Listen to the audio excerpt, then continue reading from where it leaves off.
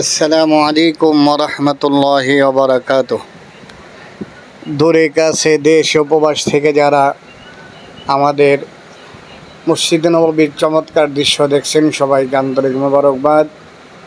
সম্মানিত ফেসবুক বন্ধুগণ, আমরা মসজিদে নববীর সামনে থেকে আপনাদেরকে একটি চমৎকার দৃশ্য দেখাবো।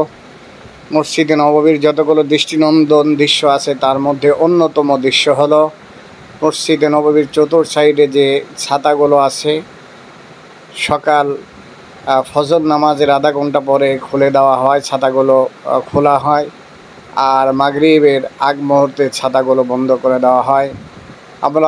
আমরা আমাদের কাফেলার সাথীদেরকে নিয়ে জান্নাতুল বাকি, যেখানে 10,000-এর অধিক নবীজি সাল্লাল্লাহু আলাইহি ওয়াসাল্লামের সাহাবায়ে কেরাম শায়িত আছেন, ঘুমিয়ে আছেন, তাদের মাকবারা জিয়ারত করে, সাহাবায়ে কেরামের মাকবারা সহ অসংখ্য ইমানদারদের মাকবারা জিয়ারত করে আমরা মসজিদে নববীর সামনে যখন আসি, তখন আমরা দেখতে পাই যে ছাতাগুলো খোলা হচ্ছে।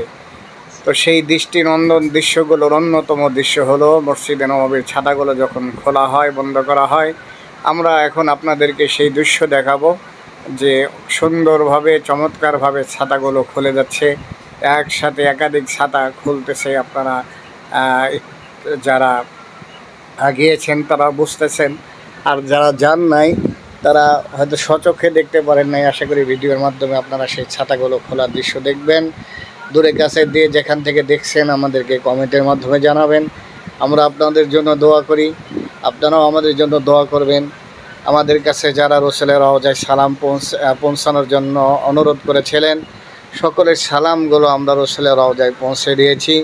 আমরা এখন মূলত রসুলের রওজার সামনের যে জায়গাটা, এখানে দাঁড়িয়ে আছে, এখান থেকে এই ভিডিওটা করা। আল্লাহ তাআলা যেন তার যত বান্দা তার নবীজির রওজায় সালাম দিয়েছেন, যেন তার রসুলের রওজায় সালামগুলো আল্লাহ তাআলা পৌঁছে দেন। আল্লাহ তাআলা যেন আমাকে এবং যারা আমাদের সাথে আসছেন এবং যারা দোয়া চেয়েছেন বারবার বহুবার বাইতুল্লাহর মুসাফির হওয়ার, বাইতুল্লাহর মেহমান হওয়ার, নবীজির রওজার পাশে দাঁড়িয়ে রসুলের রওজায় সালাম দেওয়ার সুযোগ দান করেন। আমিও আপনাদের কাছে দোয়া